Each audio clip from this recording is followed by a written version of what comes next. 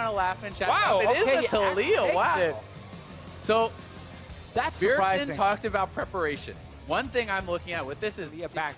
and especially the last stand is something that you just don't even see. Even as far as solo queue on SR, that's not something I really see people picking whatsoever.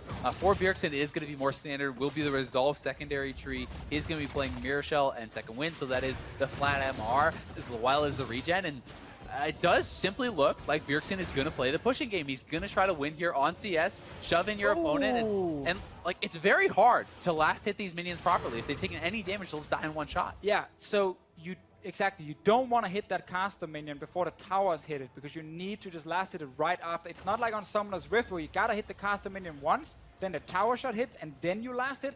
Faker just messed that up and actually lost the CS.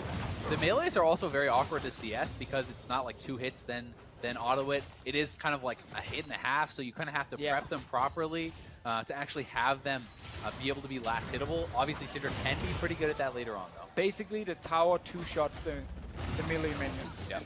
That just makes it very difficult to CS. So Bjergsen, once again, playing to just push all the time, and it is working for him at the moment. Faker looking instead for that all-in, needs to land the stun first, and then he can apply a lot of burst damage that Bjergsen will struggle against. The other thing that's actually really big on this hit map the wrong one. in particular is the fact that if you control the wave, you control the health relics. And every time you're getting a health relic, that's essentially a full potion extra of HP. So and even if Bjergsen is getting poked somewhat, the fact that he's getting both of these relics is a really big deal. And he's just going to go back to base. But the fact that he hasn't gone back to base and that his opponent has a very strong push means if he cannot push up the wave before he goes back, it's going to be tough for him because he will likely have a lot of minions denied to the turret while he is away, and then the wave will be pushing back from him again. And Faker's getting not only low on health, but relatively low on mana here. So we'll see if he can actually pull something up. I mean, if he hits 6 before Bjergsen, there is still potential for an all-in.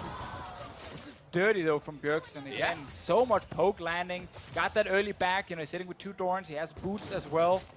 And he's taken 3 health relics to Faker's 0. Like, he continuously gets them. Yes, he took a Scatter of the Week there, did get traded on, but he grabs, again, another health relic. He's pushing in Faker, and Faker's almost out of mana. Yeah, so Faker is just kind of waiting to get like level 6, then he needs to go back and get full mana, and then he needs to go into this lane here and see if he can actually try and lock down Bjergsen. The problem with that is it should be very apparent to Bjergsen. Oh, he knows for sure. Well, right? And when you're in a situation like that, if I'm Bjergsen, I push out this wave, I base again, I buy defensive items. Oh, stop the recall. You buy something like a Ruby Crystal, you buy Magic Resist. As long as you cannot get one shot, you already have enough pushing power just from a couple Doran's rings in your base damage. He's kind of outthought Faker a little bit here, it feels like.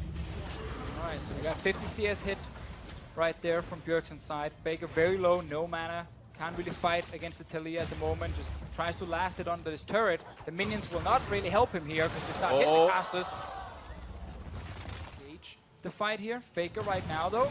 We'll try and see if he can fight. Misses that one. And to Faker's credit, he actually has kept the farm pretty close. So it is not out of the realm of possibility they could win, you know, just on farm if he can actually push Bjergsen back. Yeah, this is a very big wave for Faker right here, where he's picking up quite a lot of CS. We'll be able to last hit that one as well. Actually, able to really control most of the melees. Sadly for him, has to give away a single one. Only down 3, though. He's actually done quite a remarkable job last hitting under the turret. And, Faker just barely stepping forward. Remember, though, Faker does have last stand, meaning he will deal more damage when he is on low health. Bjergsen likely not expecting that sort of a mastery. Could be a little bit surprised by the extra damage coming out. Oh, Faker wants this one. Bjergsen's out of mana. Faker could actually theoretically catch up on farm here. Oh, he will try. Let's see if he can stop the recall as well. There we go. Stop this one. Didn't get the last one because Bjergsen just made it back in time. Faker, yeah, while he's a bit low on HP, does have both summoners available. Bjergsen's exhaust here. Obviously needs to be in range to use it when Faker is actually going for the all-in. Faker is much more focused on just healing himself and staying alive. Misses the stun. Yeah, this is pretty tense. Faker super scary. Going back again. They're actually completely tied on minions now, but Faker does not want to just give up these waves that are coming out. Yeah, also extra minions right here that Bjergsen can kill. Faker wants to try and get it under the turret to see if he can deny something, but that's where Talia is so good at just pushing it right back. Yeah, and especially when you're actually moving around the territory on the map, she always is going to have more work ground to actually utilize there in that 1v1. Faker looking like he is trying again to go back, but Bjergsen could very easily stop this. He even has the ult to stop that, and Faker getting so low. Yeah, and that's greedy by Faker to start recalling right there. You know, he's still in front of his turret. Very easy for Bjergsen to just stop him and deal so much damage. Pretty crazy 1v1. Faker is down to Bjergsen. Faker needs to start posturing. He needs to pressure Bjergsen and not allow him access to the minions, or he simply already lost on the CS. Well, he's trying to look for that all-in. Does actually manage to connect the stun. Faker Getting pretty low. kill used already from him. Ulti is ready. Neither player bought potions. Like, they didn't actually come back to lane with any more potions. This is last one, therefore, Bjergsen. Faker has no more remaining. Does have the last stand. Can look for an all-in. Potentially could burst Bjergsen Bjergsen down. with the minions. He's got to go. Oh, he's so low. That's 100. That was a very exciting 1v1. The Talir surprising pick from Bjergsen was all about pushing, pushing, pushing, while Faker on